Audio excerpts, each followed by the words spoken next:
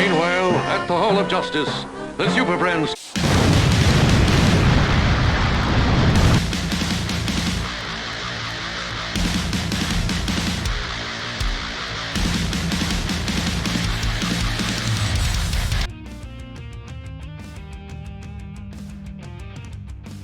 Get this wrong. They're gonna get this wrong. They're gonna get.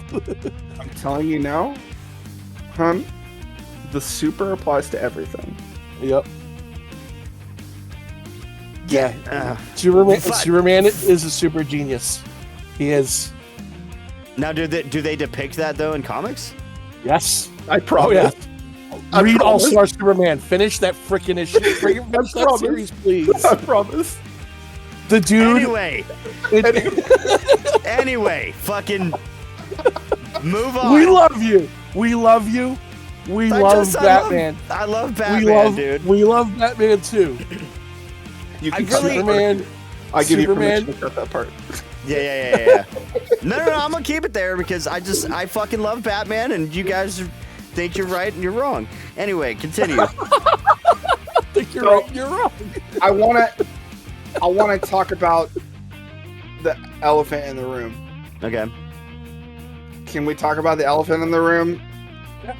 Okay, so in this movie, James Gunn, as we've talked about before, has a lot of various sources that he likes to draw upon. Mm-hmm. And depending on your emotional elasticity, the decision to have Jor-El and Lara be Kryptonian nationalists was a controversial decision. However, I feel like it's important to point out that that is not without precedent in source material. Yep. Going as far back as the late 80s, after Crisis on Infinite Earths. I researched this before. I studied. After Crisis on Infinite Earths, writers started coming up with these ideas of Krypton as more of an imperialist society, or perhaps fascist. Right.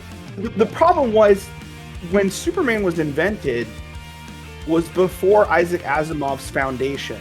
And before Foundation, there's no such things as Space Empire. It's only after Foundation that you get Dune and Star Wars and all these other iconic galactic empires, Hyperion and so on and so forth. So, about 40 years after Asimov, we finally start getting these ideas trickling in. Well, what if Krypton's not like a utopian planet? What if it's more of an imperialist look? And so these ideas start seeding themselves in, and that starts giving people permission to view Krypton differently. And that's where you flash forward to Smallville, where in seasons 2 and 3, Jor-El is portrayed explicitly in this same exact way, as someone who wants Kal-El to rule over Earth with an iron fist. And that was very poorly received, but Smallville had 10 seasons, so you can't tell me that that idea is so toxic that it didn't kill Smallville. But people are largely reporting that this single change is the thing that really ruined the movie for them. And so for me, as a fan of comics for a long time, I have a lot of emotional elasticity when it comes to characters and portrayals in various media. So for me, this just felt like Smallville. He made a deliberate choice. So I was like, all right, Gunn's going to make a choice. And for me, it was, is he going to commit to this idea? And is he going to execute on it well? And he did both things. He committed to it. He didn't do a reverse. What really would have killed it for me, I'd have revolted if he did a third act, never mind, it was faked. It was all a lie. That would have ruined that for me. And I'm a little nervous because it's never too late for that too, Right. If he tried to reverse that or undo that commitment, to me, that's bad storytelling. Yep.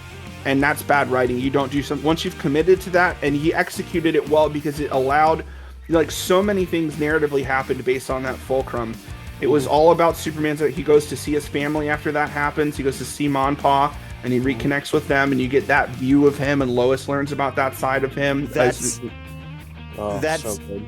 that's I was gonna touch on that. Like, And then the movie ends on that same note. It begins with him seeing mom and dad giving him comfort, and it ends with different mom and dad giving him comfort for different reasons. he sees, like, to your point, like it starts out with biological parents. As somebody who doesn't know their real father and shit, like my dad who raised me is my fucking dad. Like the way this movie ended with his parents, you know, his real fucking parents who fucking raised him, who fucking taught him right from wrong, all that shit. Like that is his fucking parents. You know, like I didn't really buck at the whole fucking Kryptonite parents being fucking, you know, go rule Earth and shit. Like I was like, you know, that's a choice, you know? Yep. So for me, I was kind of for me, it was kind of the same way. Like when it happened, my jaw kind of dropped. Yep. I'm like, this can't be real. Yep. And then it gets verified later on in the movie. No, that's really what they said. Mr. Terrific, yeah. I was like, okay, all right, this is where he's going. All right, yep. I don't hate it. It shows the humanity.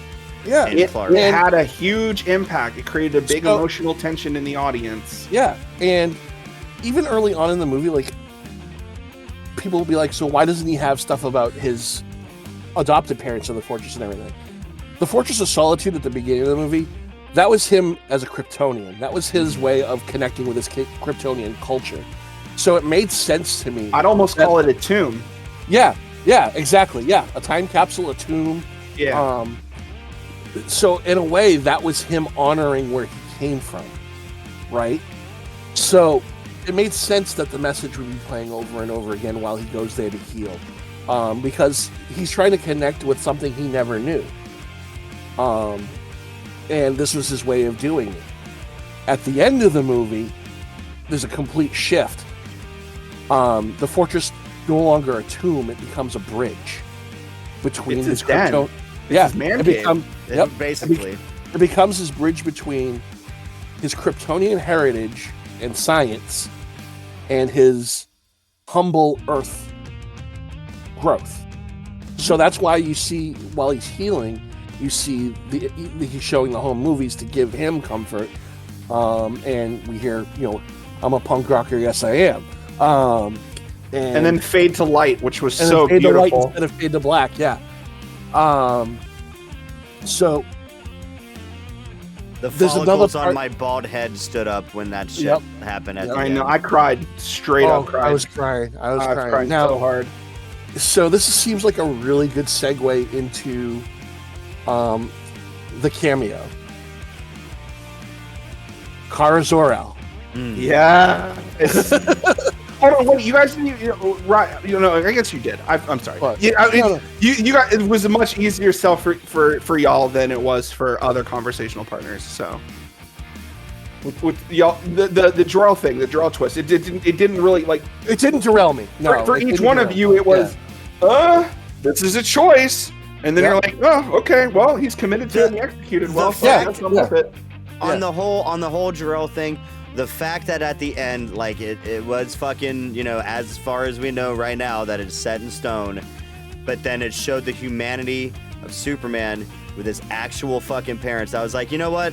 I'm cool with this, because that's his fucking mom and pop. That's good, because that's what James Gunn wanted to happen in the movie, but for some people, the other problem is that for a lot of those people, they hated the Kents. It's fucking, fucking comic books. The disrespect on the Kent. This is my socio-cultural expertise coming out. Yeah. The Kents were you throw a rock at any house in the Flint Hills, and the person who opens the door is going to be Ma or Pa Kent, guaranteed. It's exactly people from that area of Kansas, which is where Smallville is supposed to be depicted as being in the Flint Hills. That is any random person. You go to any Walmart in the Flint Hills, you're going to run into the Kents. I guarantee it. Two people look exactly like that. But some people took a lot of offense to that. And the fact that they took offense to it, I took deep offense to that. I'm just glad they made it through the whole movie without dying. Right?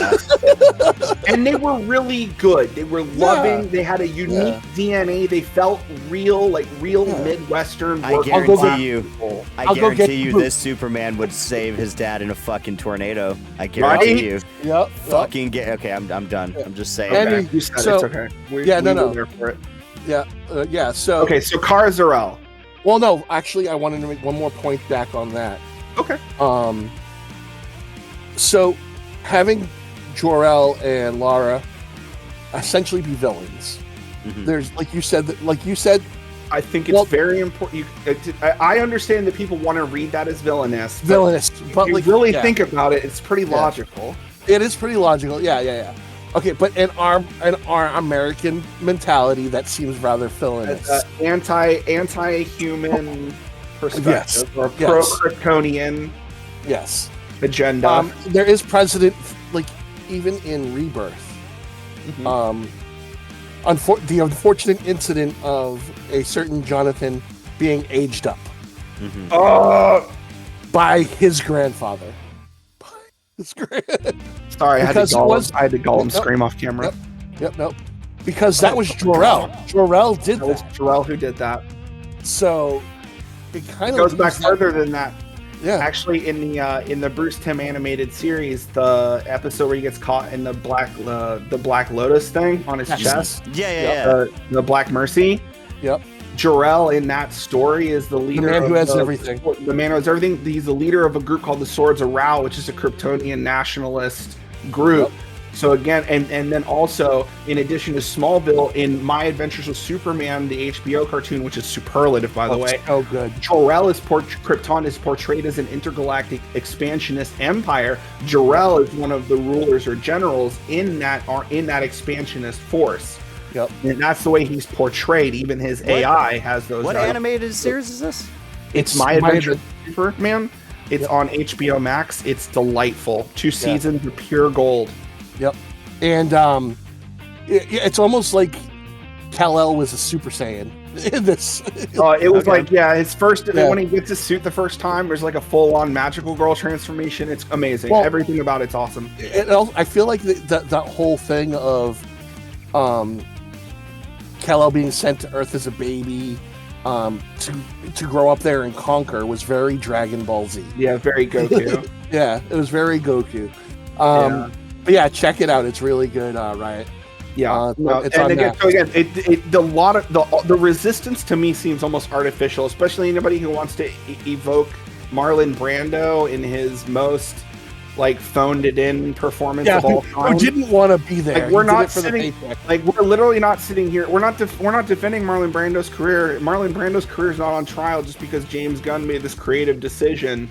Again, like the whole thing was done to create an emotion. He created emotion and had resolution. And sure, some people rebelled, and he probably knew that it was a calculated. He knew that was going to happen. Yeah, but honestly, it works better when you sit down and sit with it and think about it, and you give it a fair shot. For people who don't want to give it a fair shot, they're not going to like it. But if you give it a fair shot and you go, has anybody else done this? Then you quickly discover, it's happened 3 or 4 other times in source material. So there's precedent for it. There's precedent for it. So this is where my segue into Supergirl comes in. Right. Okay. How much does she know? Right. He was a teenager on Krypton when it exploded. Yep. We're dealing with a Supergirl who has lost her planet, where Clark has never known it. Mm-hmm. Supergirl, this movie is going to be based on the comic book Supergirl Woman of Tomorrow. Yep. This is her going through the motions. That's why they talked about her going to red sun solar systems to get drunk and party. Mm-hmm. Because that's what she does in Superman Woman of Tomorrow. Yep. This is he is basing... In fact, in the beginning, in issue 1, she's wearing the same exact trench coat that she's wearing when she shows at the fortress. Yep. Thanks for watching my dog, bitch. That was so funny. So good. Oh my god, the amount of people who got upset about that. I just every time. Who are these people getting mad? So these are the people that are used to. Yeah, these are the people that like the classic Kara Danvers from the 1980 Supergirl movie, or the version of Supergirl that is from the CW. And those I like that version as well, but and those versions have their place because that's the way she was originally written. But over the years, it's been changed because she shows up as a teenage girl who lost her planet yesterday. I'd be fucking drinking too. There's a reason why she became a Red Lantern during New 52, and I fucking loved that arc. That was my favorite Supergirl story to date. That was an intense story. It was really good. Yeah. So, and just a Kryptonian with a red power ring, that should be terrifying to anyone who knows who the Red Lanterns are. Yeah. That should be horrifically terrifying. Rage Lanterns, right? Yep. Yes. Yeah. Yeah. Atrocitus even went, whoa. Yeah. He was like, "This girl's kicking my ass." Yeah, because if a Kryptonian becomes a Red Lantern, they still have all their Kryptonian shit too, right? Yep. Yeah. Especially, the only time they'll lose it is if they go somewhere that doesn't have a yellow sun. Yeah. Yeah. And most solar systems are around yellow suns. At least the ones that we know of. Yeah. Pretty badass. Yeah. No, So- I loved it. I thought her portrayal was great. I thought her timing was funny. She only We had a only few got seconds and I was sold. 33. She was like on there for 33 seconds, and she nailed it. Yeah, and she nailed it. So I can't wait for next year. And And Jason I will- Momoa as Lobo? Come Oh, on. dude, he was born to Come be Lobo. on. Like his Aquaman is good. I only saw the first fucking Aquaman movie. I never saw Aquaman the was second one. Lobo. But If fucking- Lobo was Aquaman instead of Aquaman. But I am excited to see fucking So Momoa and the Lobo. Snyder dude. Aquaman was just Momoa cosplaying, honestly. Yeah, 'Cause that's not how Aquaman is in the comics at all. right. No, I'm surprised that the guy who played Ocean Master wasn't Arthur Curry, because it looked He like had the Aquaman look. stuff off the comic. Yeah, he had the classic look because Yeah. the whole thing is like Atlanteans, especially back in the I want to say 80s, Atlanteans were dark-haired, pure-blooded like Atlanteans were dark-haired. The fact that Arthur was by their terms called a half-breed, which I hate that term, but that's what they called him, and Do got blonde hair. Atlanteans? Do they fuck fish? Because that's what Peacemaker said. Peacemaker lied. Yeah, Peacemaker's a dick. Atlanteans are Anything he says. the Atlanteans are an offshoot race of humans. They Yeah, just, yeah, I know. Okay, so they just And- breathe water and are stronger. In other universes, they're the ancients of the Stargate, you know? Anyway. Yeah, that depends. Right. It all depends. I feel you. Yep. So, anywho, this makes me wonder, what was Zor-El's plans for Krypton? What It'll was be Zor-El- interesting to see which one they take, because there's a couple different ones. New 52's especially fucked up. Yep. In Did New you 52, he bottled like the second city of Krypton, and like launched it off of Krypton when it blew up, and then they ran out of resources and all like starved to death. It was horrifying. Yeah, it was horror film. Do you worthy.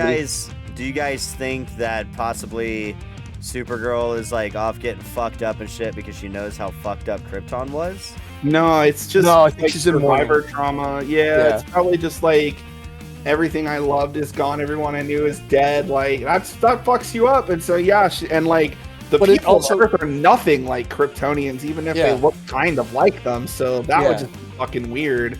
It just makes me wonder, though, like of the socioeconomic, like the social political climate of Krypton. What was that, and what does Kara know about it? Yeah. And where did Zor-El sit on the political scale? Was he with his brother Jor-El, or was he part of a resistance that didn't want to conquer? You know what I mean? Yeah, So- it'll be interesting to see how much they want to develop Krypton as a setting. And if they do, if they ever bring Zod in, where did Zod fit into all that? Maybe that's what they have to ultimately set up and explore. Because if they were ever to bring back Zod, which I feel like they need to at some point, only because if they want to tip the hat to the old series as well, to the old movies as well, bringing a Zod in would be killer. And I already have my casting for it. I like this one. You told me. Henry Cavill, give him a beard. Yeah, Yep. Give him a Yep. beard. Henry Yep. Cavill as Zod. Kneel would be before super Zod. Satisfying. Oh I that would wonder be if so he'd good. do it. I don't know. By the time we get around to it, he might be. No, you know what? He'd probably be Well, right around he the same said- age that Michael Shanahan was in. And on James top of the Gunn. fact that he already said he would work with James Gunn, and James Gunn wants to write him in at some point. So Yeah. Is that James Gunn confirmed? it's been confirmed in yeah. interviews. Okay. Yeah, no, there's video proof of James Gunn saying that he would love to work with the people that worked in the Snyderverse. He just doesn't know where he would fit them in yet. So my saying him for Zod, that's complete fan casting. There's no There's no justification or proof whatsoever. My Now- mind says, go full circle, make him Zod. Now let me ask you this. Okay, so the Snyderverse isn't even considered Elseworlds, whatever. Right. It's just done. What about bringing Gal Gadot back as Wonder Woman? No, they're going to go that. they're going in another direction. So they're going in another direction. Yeah, they're going in another. They've already said She's not a very good actress. So none of the ones that played any major roles in the Snyderverse are going to come back and play those characters again. Gotcha. Okay. If he writes them in at all, there'll be nods, and there'll be cameo appearances or another role altogether. Except maybe Jaime Reyes. The only exception to that rule is John Cena and Jaime Reyes, because they've already been confirmed. The guy who played the kid who played isn't Suicide Squad canon? Yes. Yes. The Suicide Squad is canon. The Suicide Squad. Suicide Squad is not. James Gunn, fucking Margot Robbie and shit. I love Margot Robbie was in that is. movie. Margot Robbie was in that movie. Margot Robbie was in the Suicide Squad. She is. He was in James Gunn's Suicide Squad. Yes. Oh wait, yeah, I'm so fucking. I couldn't remember. So both Listen, the Suicide it's a Squad little movies- messy, and I can understand people's confusion. If you're a Marvel fan, you're about to experience that exact same phenomenon over the next 5 years. So Yep. fucking the Suicide Squad is not the same. I would just refer to it as James others. Gunn's Suicide Squad. Yeah, James wait, Gunn's Suicide Squad. Who directed the second one? James Gunn. That is the second one. That's okay. Okay, that's where I'm getting The fucked first- up here. The first one is not canon. The 'Cause second one is. That was that one chick, the fucking lady director. I forget her fucking name. Okay, sorry, Yes. I forgot. Yep, no, that's okay. The second one is canon Okay. because he's already said as such. Yeah. That means Nathan Fillion has two roles in the. But Oh, anyway, yeah. one of them died horrendously. So Yes. what What was his fucking what the fucking the- arm? the detachable kid. Yeah, TDK. detached. Yeah. But anyway, John Cena as Peacemaker. So he's already said that season 1 and 2 are season 1 is canon.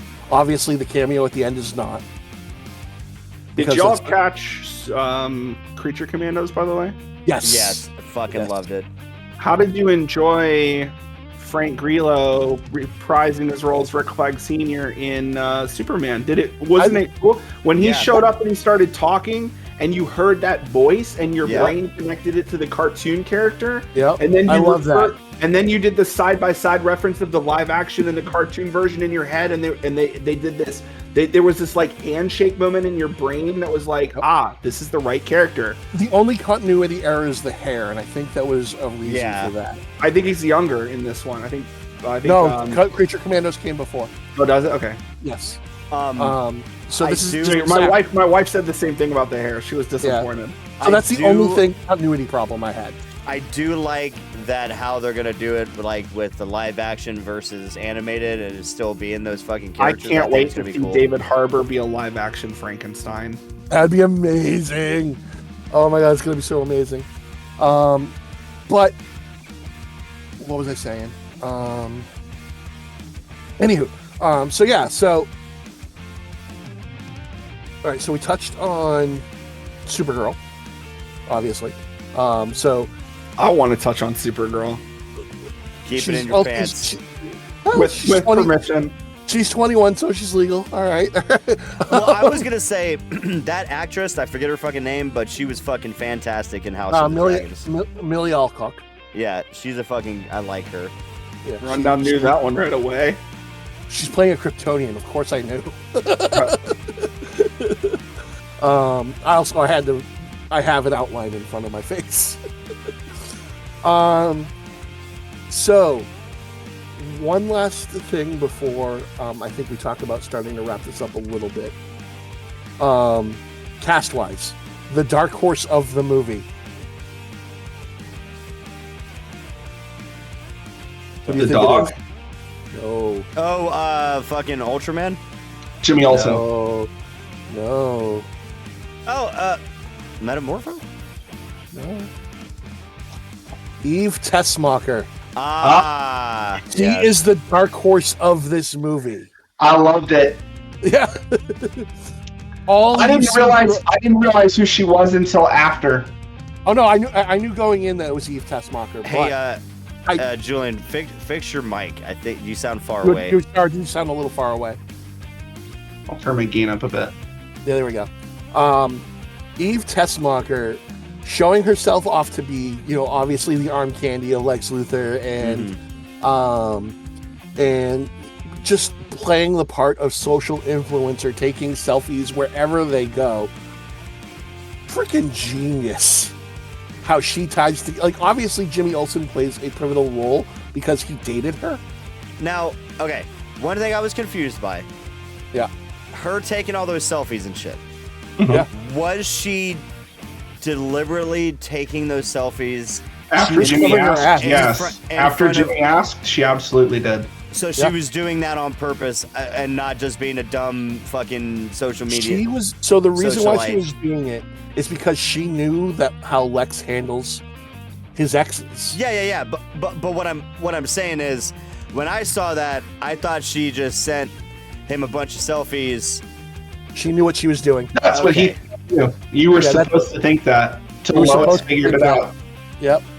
You were supposed to think that, and then Lois figures it out, and Lois contacts. Well, I just didn't know she was doing it deliberately. She was covering her ass. Yep.